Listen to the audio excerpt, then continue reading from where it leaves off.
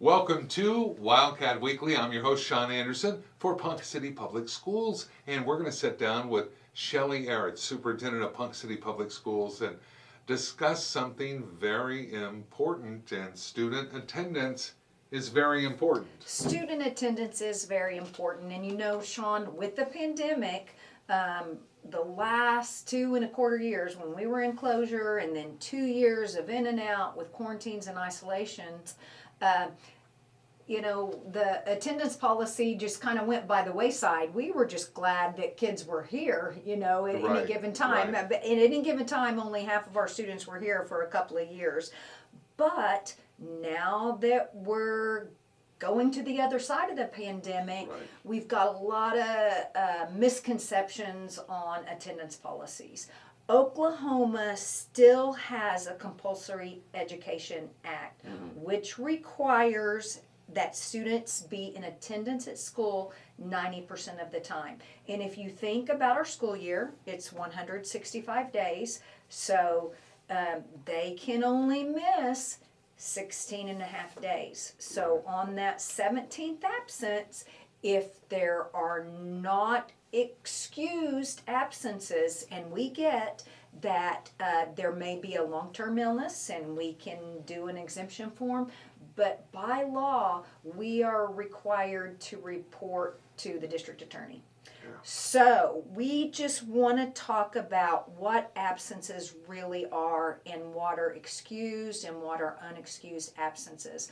By law, by the Oklahoma Compulsory Education Act, every absence is an absence, excused or not, with the exception of a school activity. Okay. So if they travel for a concert or an OSSAA activity or for a sporting event, it's entered in Power School as athletic school business or a school activity, depending on what that doesn't count against the 17 days. Now, the 17 days also, it depends, and Shelley mentioned letting the district attorney know about absences.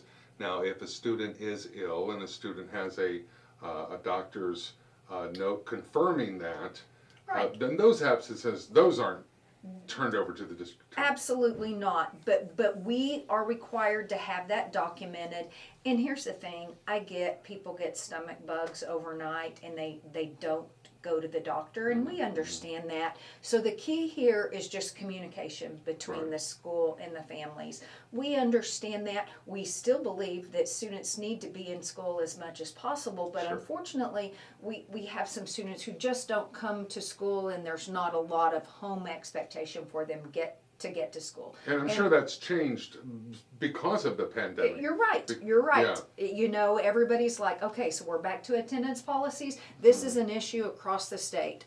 In my superintendent's meetings, we've been talking about this a lot, because we're all having to rethink our protocols. And right now, there's a lot of flu, a lot of RSV, a lot of pneumonia, and still some COVID. We all wore masks for so long that, we don't have an immunity anymore. So there's still some illnesses, and we get that.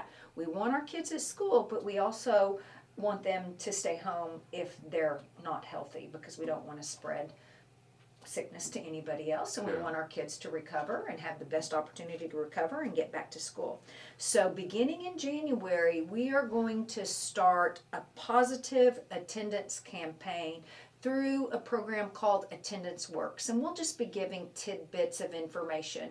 And there's some data out there that suggests how much you have to compensate for however many days that you're absent, how long it takes you to catch up. And we all know when you're not in school that you get behind. We learned that from the pandemic when we were in and out of school. So the research is real. We believe our students need to be in school to learn and grow. And we're going to just start sharing some positive information and just re-inform people of the expectations. Number one, to call in. Call and let the school secretary know at the site the attendance.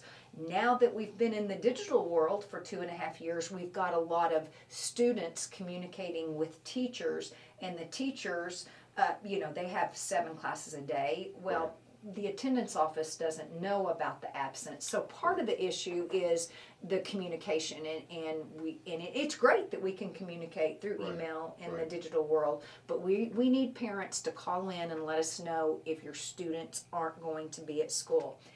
If there's a flu or a 5 or 6 day illness, and you've taken your child to the doctor, we would like documentation of that, Sure. because we can change that to a documented health issue in Power School. Right. And when it comes down and we get past the 16 days and we're taking a look at that, obviously we're not going to turn it over to Right. the DA Right. if people are trying.